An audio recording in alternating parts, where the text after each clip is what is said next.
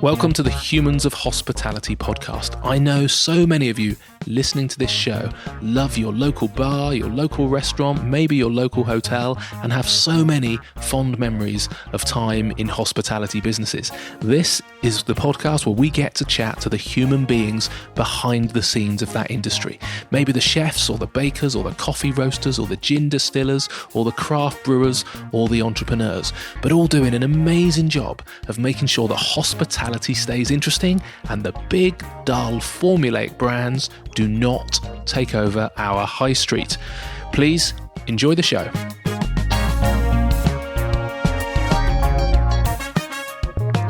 In this week's conversation, I get to chat to Hugo and Arthur from Chalkstream. Now, fish farming has interested me for quite some time. Does it answer one of our key challenges as we become more aware of overfishing in the oceans and seas full of plastic? Or is it just another example of losing biodiversity as we choose the species as humans we wish to develop? I was super excited to get a tour of the farm and dive deeper into the subject than I've ever had the chance before. When Hugo and Arthur launched Chalkstream back in 2015, people tended to dismiss farm trout as small, bony and muddy, salmon's much poorer cousin. That's why in the early days they had to get right in front of chefs and show them what farm trout could really become, if it was grown in fast-flowing, clear waters that mimic the conditions of the fish's natural habitat, the Test and Itchen Chalkstream rivers in Hampshire. As you'll hear, their so-called PowerPoint presentation of a framed photograph and a large glistening trout on ice worked wonders. Now Chalkstream clients include big names such as P&amp, Ferries, British Airways and Wimbledon, as well as top restaurants all over the UK. And the trout farmers Hugo and Arthur work with face a much more secure future. Discover how in the space of a few years this partnership has managed to shake up trout farming in an impressively sustainable way. Enjoy the conversation.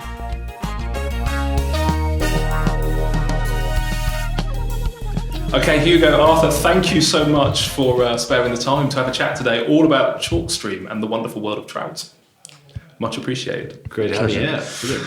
Okay, so we're going to come very much into what you guys are doing now, and thank you. I've just had an amazing tour around your beautiful farm, but we're going to go back in time a little bit before we get to the current day. So, Arthur, I'm going to start with you. You've got quite a long history in fishing, I think. Can you just explain where does your interest in fish come from?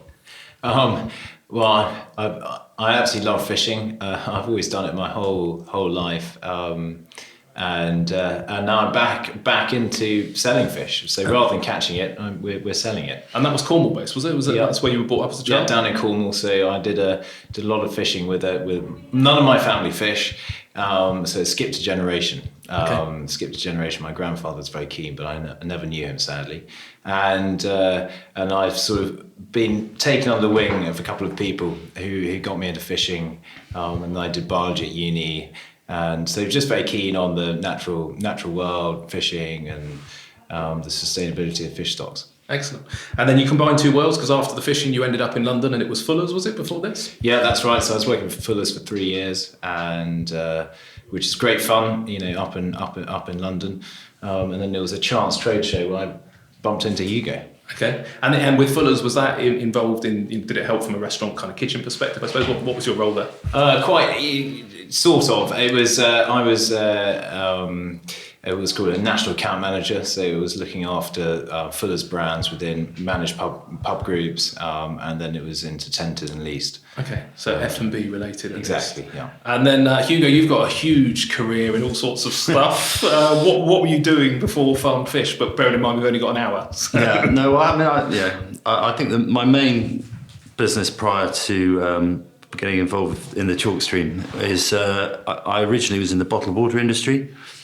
And then I spent a long time building a coffee business in London and then nationwide called Darlington's, which was an interesting experience, watching the whole explosion of the coffee market on the back of the sort of Starbucks revolution. So that was an interesting journey. What year did you start the coffee business? Was pre the big boom? 1995, yeah. So okay. Pre the arrival of Starbucks into the UK. So it was in the days when everyone thought coffee grew in Italy, and that was the only coffee available. So we came quite a long way. Yeah, excellent. Well, I know you did phenomenally well with a number of those businesses, but what was the trigger? What got you interested in fish?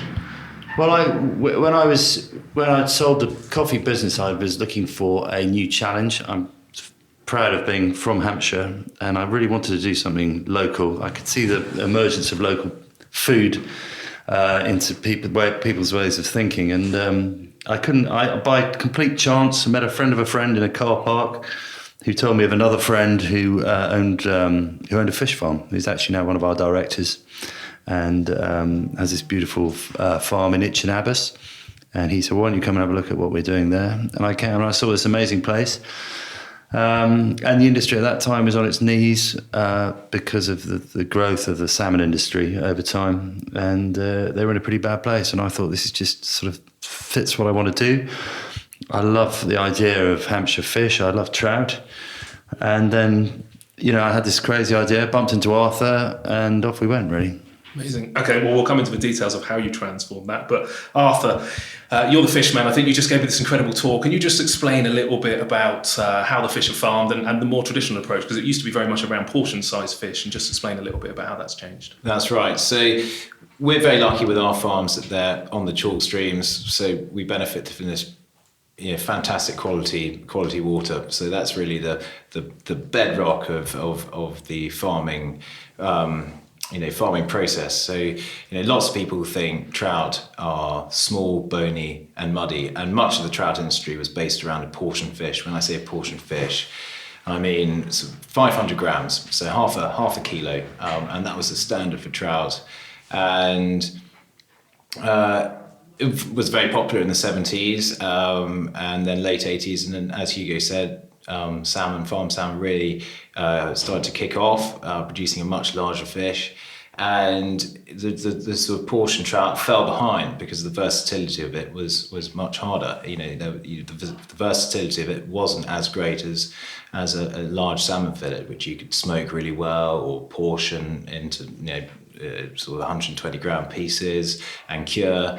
And really, what we're doing now is we've moved away from the portion trout to these much larger trout, 3 kilos, and that can now rival, your farm salmon, your lock trout, and provide a fantastic freshwater alternative. And so that's what we're really doing differently here, and actually probably taking a lead on in terms of large freshwater trout. Okay, so that history of the fish, these kind of 500 grams, and then Hugo, this is for you, that had a kind of impact on how chefs perceived English trout, I think, didn't it? When you started this, what was the perception from a chef's perspective? Well, it was still the sort of slightly dated perception that a trout was, as Arthur said, was a sort of small fish lying on a plate covered in almonds winking at you. And no one had ever thought beyond that actually, a trout could be a much bigger fish and much more versatile for chefs, and had this, and no one actually knew this artisan story we had in the background at the same time. So Chalkstream trout, they're completely different. Why is that? And how are they? Hugo's throwing his head towards Arthur. Any fish related questions? I've just seen them. They're beautiful. Why is that? There's a lot of care and attention that goes into the trout, but as I said, we're very lucky with the Chalkstream water. They're very rare habitats, so not all farms have access to this sort of environment. There's only 210 Chalkstreams in the world. 98% of those are found in England. So they're very rare and unique. But aside from that, we've got this wonderful Chalkstream water coming into the farms. It's very high flow. There's about 2 tons per second entering our farms on average, and that means these trout are swimming the whole time. It's as if they're on a treadmill. It's like us being on a treadmill for 2 years of our life before we were harvested. Hopefully we're not, but they're incredibly fit. They're fed to appetite, so they don't get excessive feed.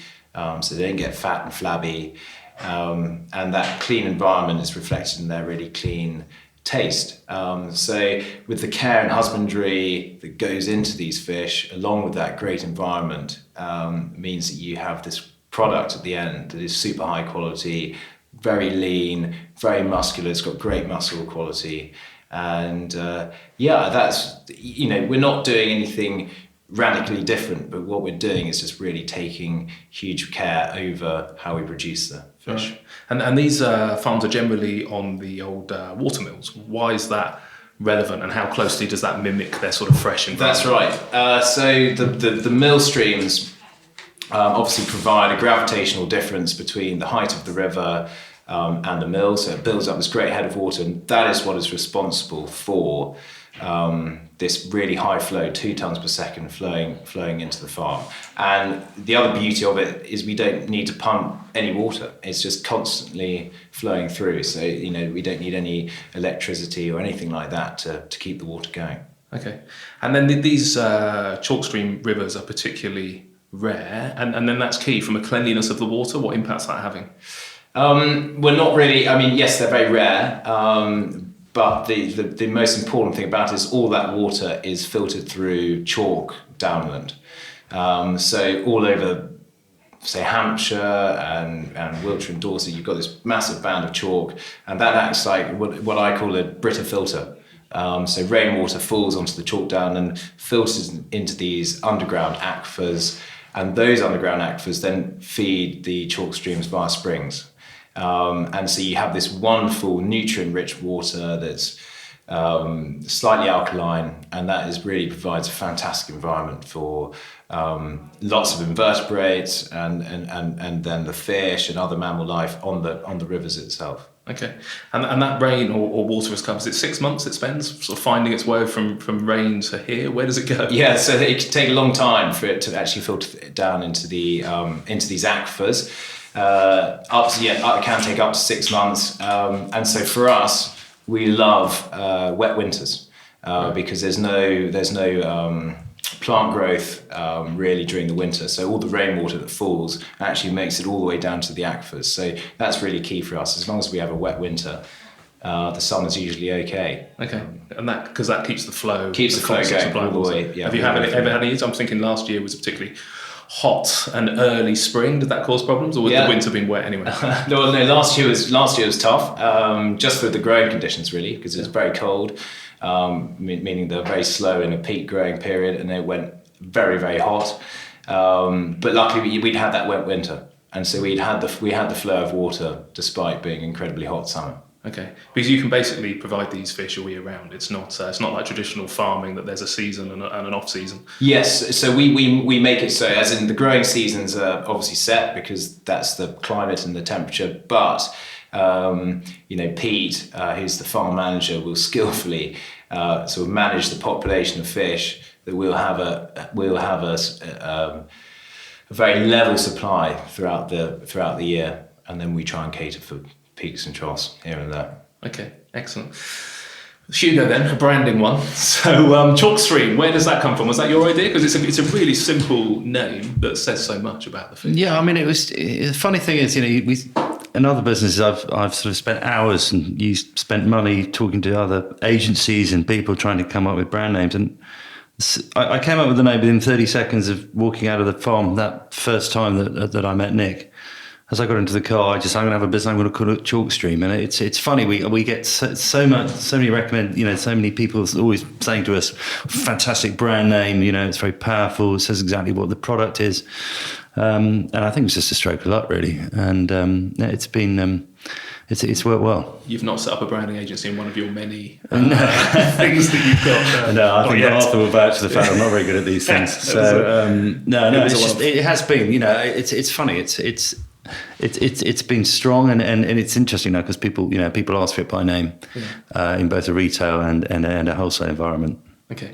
It's come up in a number of podcasts. I always ask for some business advice. And Jonathan Downey a couple of weeks ago said he was an ex-lawyer, to be fair, but his advice was always trademark your name, always trademark your name. There's a lot of these kind of street food, pop-up retailers come up with really good concepts in London, end up wanting to grow into restaurants, and that's the bit you've forgotten. Did you register it, and would you agree with that advice? Have you found that historically? Or? Well, actually, I'm fortunate I have a good friend who does this. He's a trademark lawyer, Jeremy. And he's been fantastic to us from day one. He identified very quickly that it was a name that we should register. So we protected ourselves on that, and I think it was a good move and something we did very swiftly. Yeah.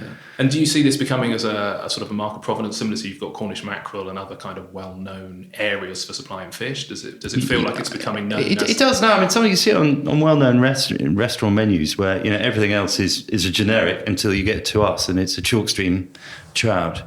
So I think it's certainly going that way. We don't like seeing it called anything except Chalkstream, do we? So No, always Chalkstream. yeah. So we try, and where possible, we try and direct chefs and wholesalers towards using the brand name wherever they can, because I think it adds strength to the offer. Yeah. Okay. So one of the reasons it adds strength is because of the quality of the trout. So Arthur, how long does it take then to bring a trout in from? I don't know, where do you get them initially? And can you just talk us through that journey and how long before it ends up on a restaurant plate? So all of our trout are bought from UK hatcheries. So there'll be the farms will get supply from various hatcheries all over the UK. But the most important thing is that they are all British fry. From when they come onto the farm, as we call them, a fingerling, which is about 10 grams. So if you look at your index finger, that's probably a fairly good indication of the size of when they enter the farm. And it takes 2 years to get them up to their, 2.5 years to get them up to their average size of 3 kilos. So it's a fair amount of time that we have to sort of be thinking about what the market's going to be doing. Yeah, because presumably with the portion trout, what was the lead-in time for those historically? It was about, I think, probably around about 10, 11 months to get up to 500 gram fish. Okay. So part of the challenge initially, and this might be for you, Hugo, presumably you needed to convince the fish farmers to grow their fish for longer. Is it because you wanted specifically to develop this sort of bigger, more restaurant-friendly fish? Did they think you were bonkers if they'd had an 11-month old around originally? Or? Actually, I mean, I have another shout out goes to Pete, who's the main manager, and he saw the opportunity at the same time that I did, and has always fought my corner, as has Arthur, and the opportunity was there. But like any, it was almost like we were creating a new fish. So there was there's a degree of hesitancy across the board. But I think as more and more chefs have come down to visit us, and the story's grown and the brand has grown, it's been much easier for us all to agree that the way forward is these bigger fish throughout the industry. And am I right in saying there was some serendipity in the fact that there was a big supermarket order that around about the same time that was cancelled? I think it's becoming a bit of an urban myth. Is it? There was a cancelled order somewhere, and there was a very small population of these large fish, and I took those. I took a few of them. I asked someone to fillet them for me, and I took them up to my old coffee customers in London. And actually, I was amazed with the reaction. There were some to start with, but I think it's fair to say we've improved all areas of that. Yeah. So when it comes, then you've developed this amazing fish, but you've actually got to get to the point where you can convince people to buy it. How did that start? And Arthur, I suppose, question for you: was it a case of literally rocking up at the restaurants? Did you go back to Fuller's? Or? It did go back to Fuller's. Still up. Still work in progress. That's going very well now. That's taken a while, but for big chains like that, you need to have the supply. You need to have the right people supplying it, because we can manage that by ourselves at the beginning. But it was hard work. Hugo and I, we just went around knocking on chefs' doors.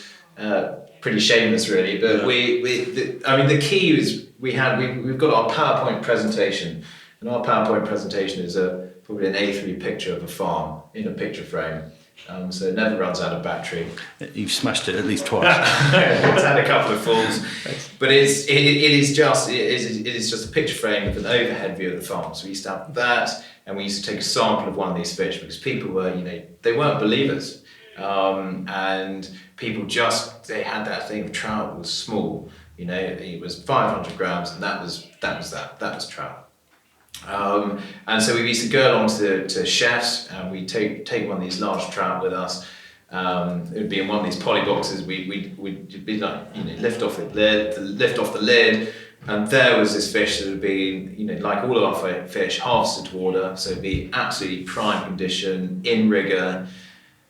we talk them through the farming process on our PowerPoint, and then we just say, just try it, give it a go. And 9 times out of 10, people come back and say, that is fantastic. We've never seen trout that large, freshwater trout that large, or that have had such a wonderful, clean taste, and lean. And for a farm fish, it's incredibly lean. It's that natural, almost like a wild fish. Yeah. And were you choosing specific restaurants? Was this based just some local restaurants, or did you go out to the kind of celebrity chef market? How did you choose who to knock on the door of, or literally you always had a trout in the back of your car and just pulled into a car park? We had a pretty good minigun, scattergun approach to we'll try anyone and everyone. The key thing, it doesn't matter whether they're whether it's your pigs lying with Chewton Glen or your pub down the road. If they had a reputation for wanting to use seasonal food and really get behind British produce, we just went, but that's where we need to go and sell our trout to. We need to go to the people who actually really care about what they're putting on their menus, where it's coming from, how it's being farmed, and that was really important. And you got the best feedback from them as well, because they're willing to try new things. Yeah. We had to have people who were wanting to try that.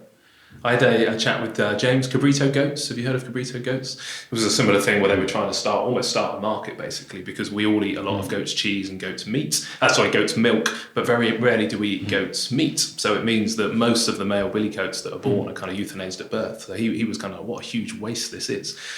And actually, goats are really good quality meat, but same thing, he was literally kind of rocking up at restaurants with a goat slung over his shoulder, so that would have been even worse. Hugo potentially carrying a fish. Did your kind of history, because you got involved in the direct sales as well, I suppose. Do you remember any kind of particular astonishment from people when they saw these fish? And do you think your history in the food and drinks sector also played a part in? I think it certainly helps. I mean, people. It was slightly odd having tried to sell them a coffee machine to go back and try and sell them a fish. Wasn't quite what they were expecting, but I knew some such great people in the industry, and people who are willing to give it, to at least listen to us is what you need in business, and so many doors get slammed in your face when you're starting out. And so I think with the contacts we had, we were lucky that some people gave us enough opportunity to show them what we did, and it's amazing to see the menus we're on now. So you've got some incredible chefs, raving about your products. Do you remember any of the early ones that were particularly influential and giving you some I think probably our moment, one of the sort of key moments in that, there's always turning points in business, and I think it was it's the work we did with the Ottolenghi restaurants and the article he wrote on us in his Guardian piece a couple of years ago, and he just, he told the industry. He said, "Look at these guys. Look at their fish. Look at what they're doing. It's a good story." And as we know, the story is the key to all these industries. And I think that was one of the pivotal points in our development, certainly. And how had he found you? You presumably hadn't just knocked on the door? I think we did. We knocked on the door. Yeah. I think Arthur, on one of his 4 a.m. trips to London to do deliveries, just we used to bang on the door at the same time and leave a sample, and the phone rang. So it's. I think it's just their food director was a very nice guy at the time. Michel. That's right. Yeah, that's absolutely right. He was great. He was very, very passionate about his passionate, awful word. He loved his sort of local food and his provenance, and obviously high quality. And so he was instrumental in getting it across the whole groups. I remember when we started, the order was absolutely, well, for us it was massive. It was 64 fillets to each site, and I initially thought it was only 4. Right.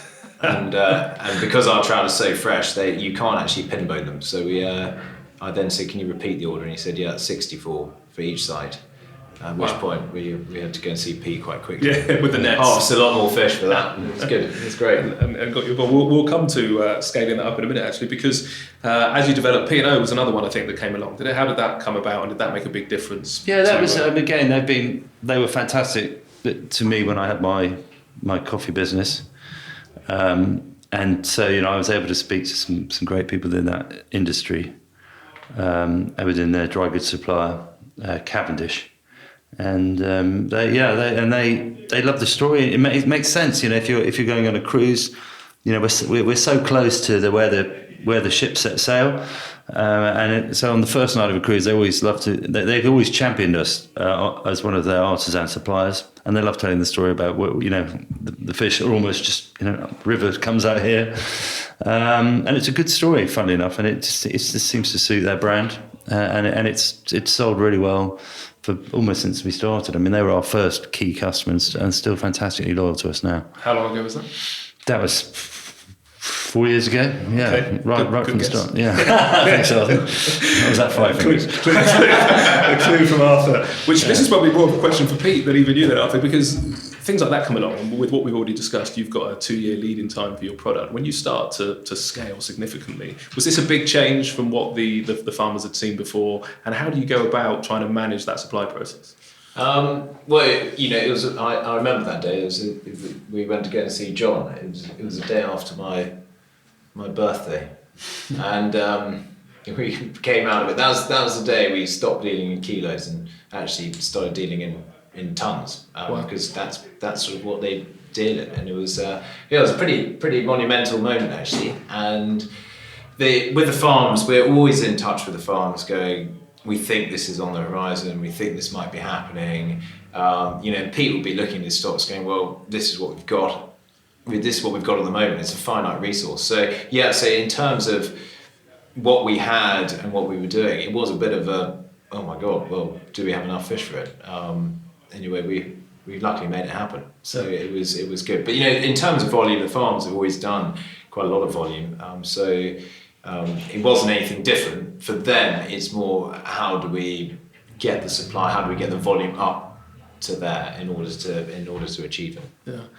So often with such things, there's certain compromises end up being made, because all of a sudden you go, right, we just need more fish. Are there things that could be done? I'm thinking kind of whether that's feed related or things that could be done that you did do or that you didn't do because actually it would have an impact on the quality rather than the quantity? No, we've always stayed firm. We've always stayed firm on quality. That's really been one of the underlying things of the Chalkstream venture with the farms, is that the quality is paramount, and we've never sacrificed on that. And we've had a few sticky moments where we haven't had the volume, and we could have. Pete's always said, we could have used a higher oil and protein feed.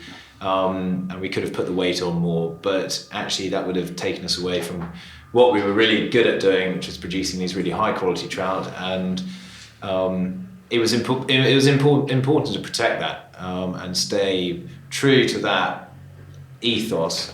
So we've along the line. I mean, P&O's been different because they're one of our first customers, so we've always said we'd have the volume for them.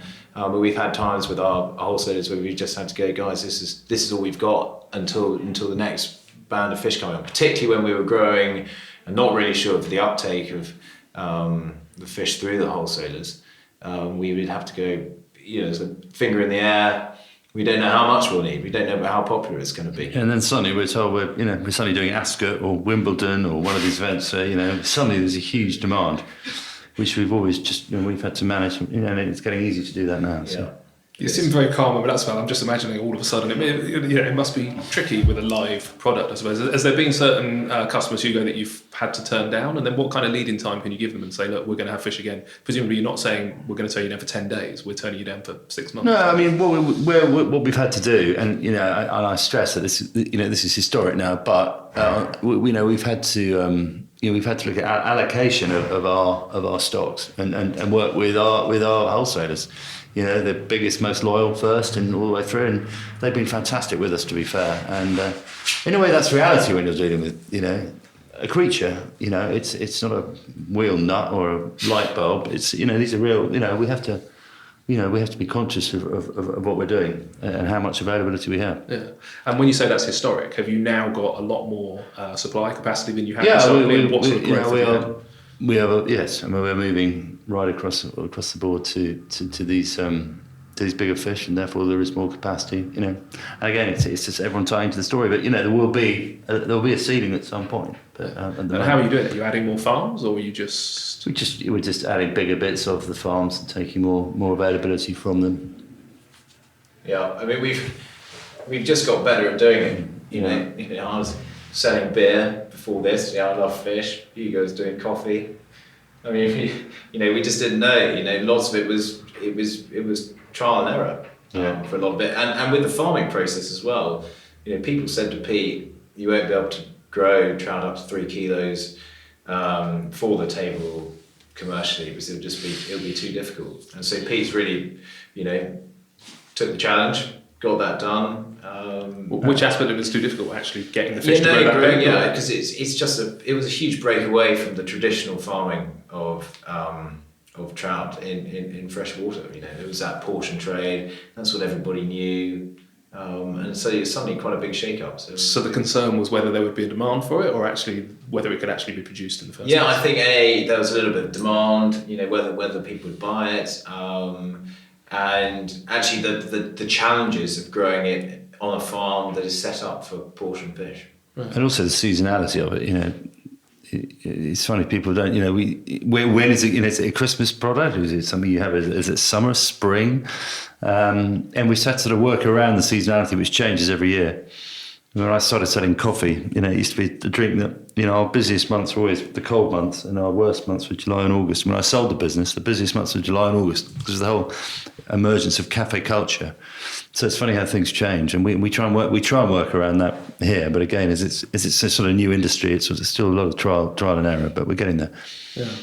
So one of the other key things that's changed then, I guess, is the chef's perception. So it was perceived as a sort of poorer quality to the other pink fish and the salmon. That seems to have changed hugely. What's their current perception? I'm looking. Well, yeah, the other thing we have, which is to our advantage, is that not only the quality, obviously, but because we're not driven by the world salmon price, we're able to hold and fix our prices over a long period of time, which means that chefs can work with us. And they can plan 6 months to a year ahead, so they can plan their Christmas menus without the spikes and troughs of other fish. I think that's really helped alongside the quality. Yeah, that's hugely unusual. We were chatting about this when we walked around the farm, but that ability to control price. Has there been an impact of supply and demand? Have you been able to put the prices up as you've got less of it with what we were talking about historically, or now that you've got that consistent supply, it literally is, you can how far ahead can you control your prices for? So we, even when we were tight on fish, we said to our customers, this is the price, and so we didn't go back on that. We felt it actually important not to go back on that after dealing a bit of a low blow, going, guys, haven't got too much fish and the price is going up, so we didn't think that would go down very well. But anyway, the price stays the same, and until there's sort of unforeseen, there might be unforeseeable things that come along in the future, feed price, all sorts of things. We just don't know. But as far as we can, we'll always keep that price stable as possible. We'll set it for a minimum of 6 months. Right. Yeah. Okay. Hugely useful from a restaurant trade to be able to control prices. And one of the other things apart from supply and price is obviously increasing environmental awareness and around sustainability. And I guess the farmed fish industry went through a bit of an interesting time 6 or 7 years ago. Well, first of all, it was kind of portrayed as the utopia, and it was going to be like, this is how we're going to source our food in the future. And then there were stories coming around the waste from the fish and the impact of the feces on the seabeds where they were growing. And then there was the type of fish that we were actually catching to feed the fish. So there was figures going around at one point of 5 kilos of one fish to grow 1 kilo of farmed salmon. Arthur, I'm guessing probably to start with, can you just explain a little bit about how you manage the environmental impact? Because you're tested a lot as well, aren't you? Yeah, we are. So, down to the nature of the Chalkstreams being very, a very unique and special habitat, triple SI, the water quality is monitored the whole time. So the Environment Agency come and they test randomly every 3 weeks the inflow and the outflow from the farm.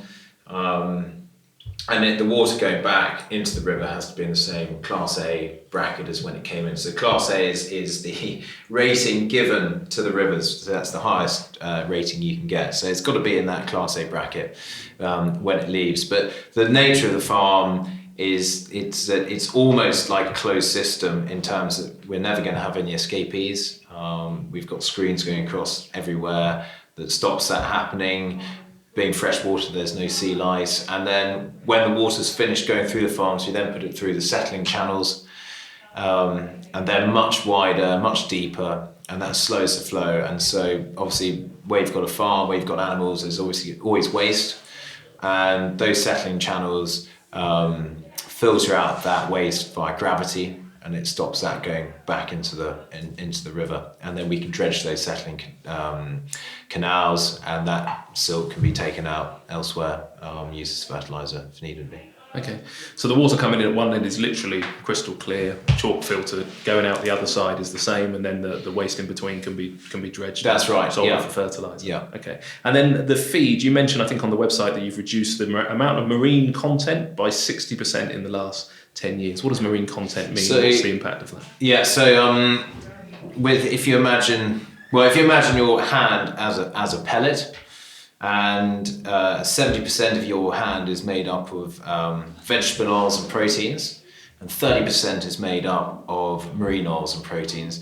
It's that section of marine oils and proteins that we're looking to reduce the whole time, and it's the vegetable oils and proteins that are helping to do that. So, there's going to be a huge amount of new technology coming onto the market, or innovation with algae producing omega-3, which will hopefully we'll see coming into the feed as well. So that will then mean less marine content going in, and then hopefully more more advance will be made in the vegetable oil and protein arena, which means we can actually get a feed that should, or hopefully can, come away from having any reliance on any marine input at all, which would be absolutely fantastic. But from our point of view on the farms with the trout, they're incredibly efficient converters of protein, and for every kilo of marine feed that we have in our diet, in the fish's diet, we're getting just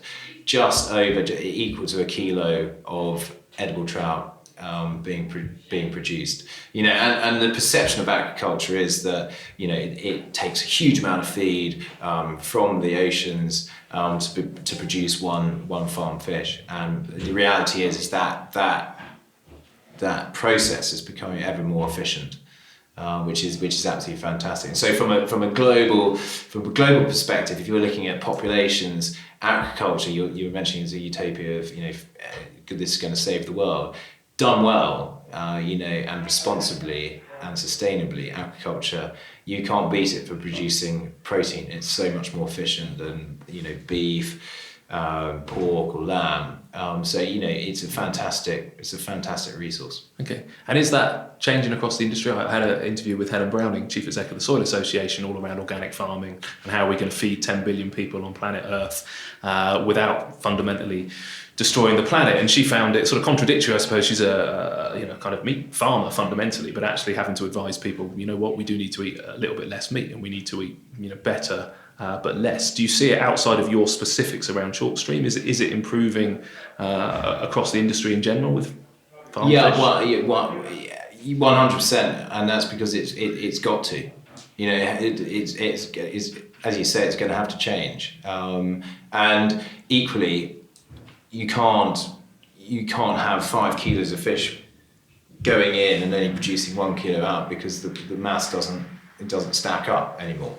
And so you're always looking to be as efficient as possible, and that's right across the whole industry.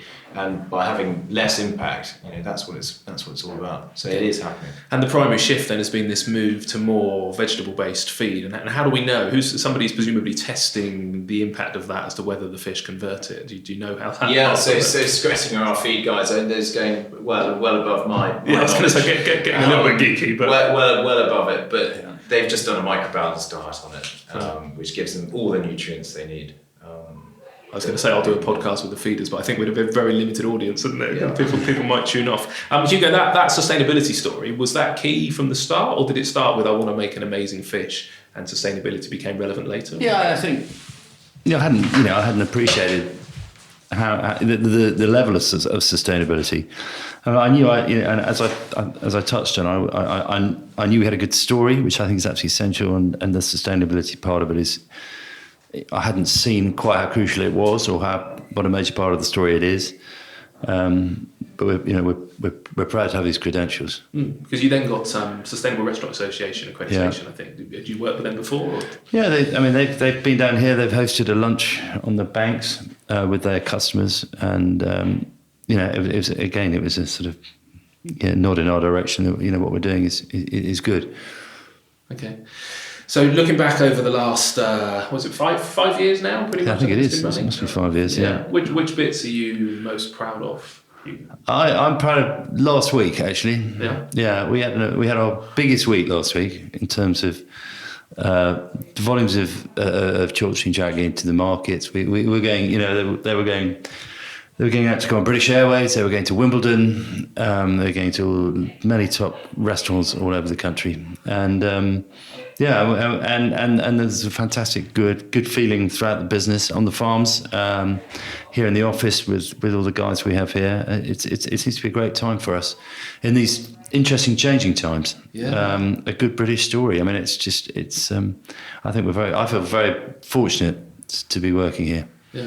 Well, talking of, I suppose, alluding to Brexit, we did well to get all this way through. Yeah. Do you export at all at the moment? Is that how we do a tiny bit. We are looking at various opportunities at the moment in different parts of the world. But at the moment, we send a little bit out to the Far East, to Singapore, and we're talking to all sorts of people at the moment. Okay. And do you think we'll get to a point where the bigger fish appear in the supermarkets? So the supermarkets are still dominated, presumably, by the traditional portion size, are they? I think to an extent they are. I think they'll probably move across as we sort of power on with what we're doing with the fish. Don't really know actually on them. We're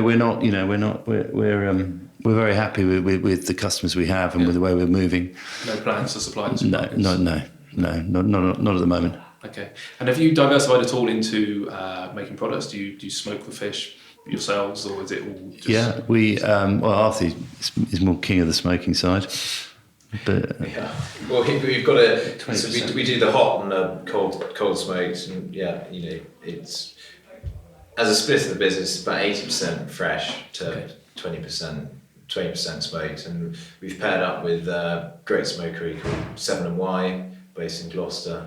And so they do all our smoking, but they've got fantastic facility over there, so we know we're getting very good quality, and so that's what we're doing with the smoked. It's good, and it's going well. We're now in retail, which is nice, and slowly kicking on there. Yeah, we rebranded our packaging, so we're now we're in Fortnum's, we're in Selfridges, and the other product we sell absolutely hundreds of pots of our Chalkstream pate every week. So it's really, it's a surprisingly good product. So the commercial market or direct to retail? That's direct to small retailers, farm shops. We're starting with a few specific wholesalers to that industry as well. So excellent.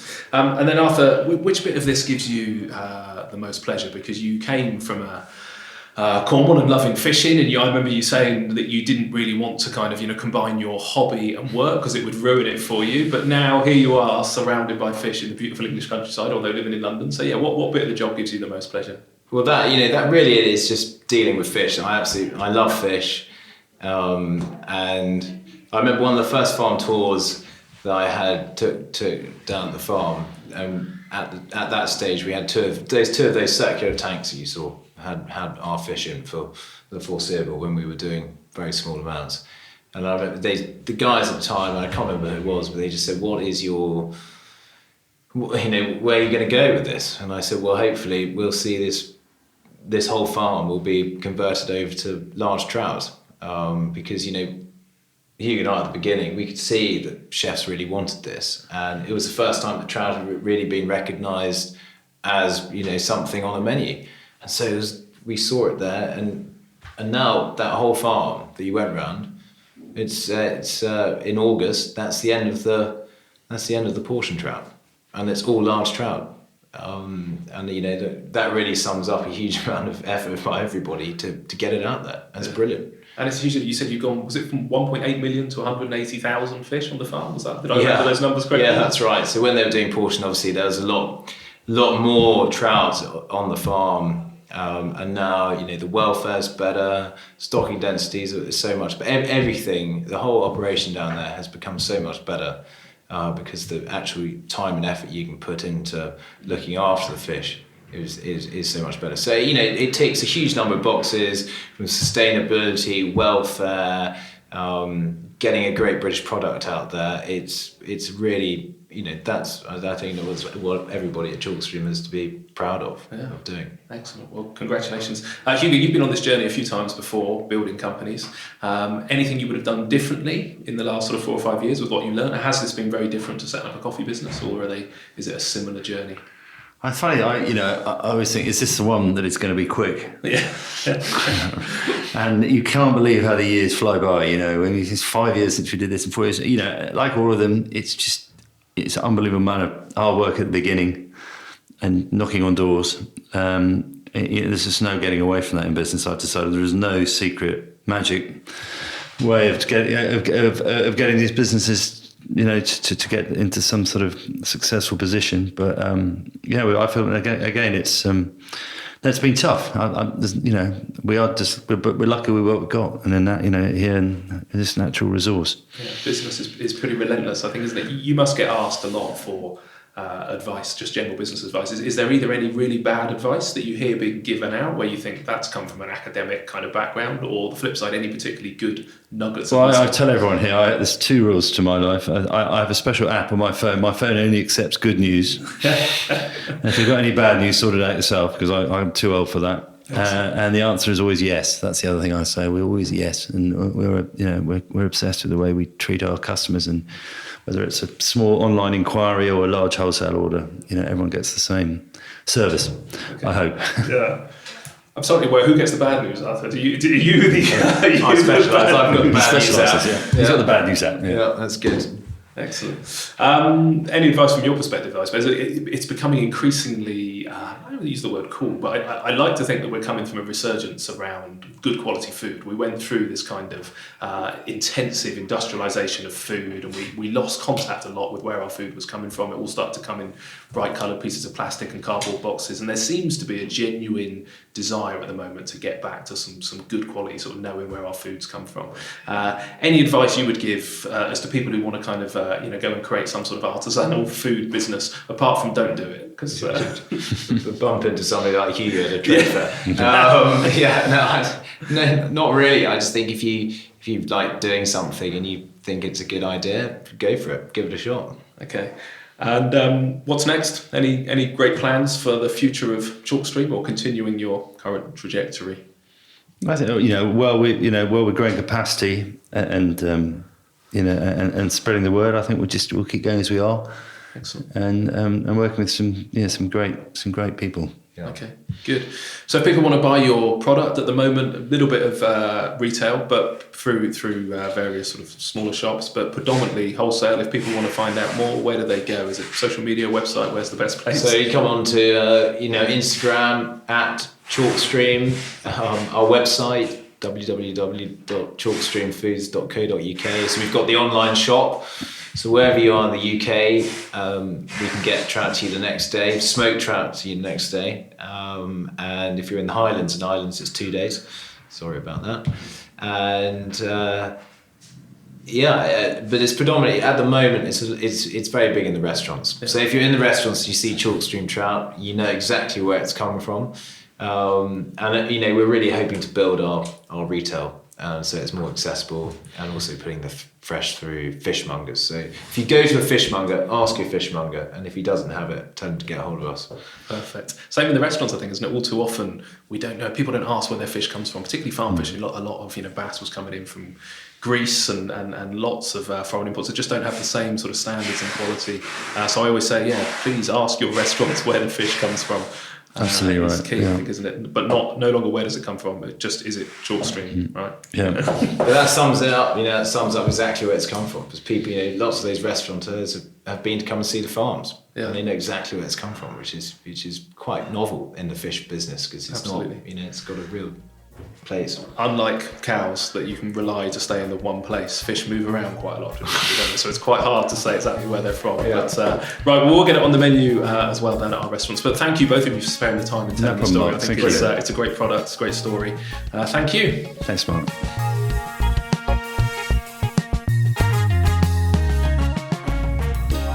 So there you have it. You have reached the end of another episode of the Humans of Hospitality podcast. Thank you so much for listening. Please go and visit our website, humansofhospitality.co.uk, for the show notes and extra episodes and information. And whilst you're there, don't forget to sign up for our newsletter and to receive free materials all about the humans behind our incredible industry. Lastly, if you could subscribe, rate and review this podcast, you will be massively helping me out, and it would be hugely appreciated. Thank you so much. We'll be launching another podcast in just 7 days' time. Cheers.